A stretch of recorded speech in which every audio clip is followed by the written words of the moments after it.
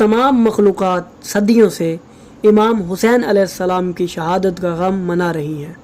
हर मखलूक अपने अपने अंदाज से शहीद करबला का गम मनाती है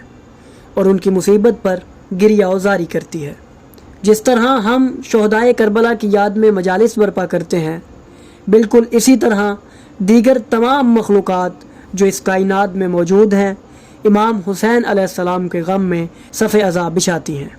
क्योंकि करबला का वाक़या सिर्फ़ इंसानों पर ही नहीं बल्कि पूरी कायनात पर असरअंदाज हुआ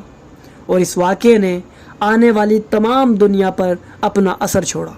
नाज़रीन, करबला के मैदान में इमाम हुसैन अलैहिस्सलाम की शहादत के वक्त कई हैवानात आपकी खिदमत में हाजिर हुए और आपसे जंग की इजाज़त तलब की,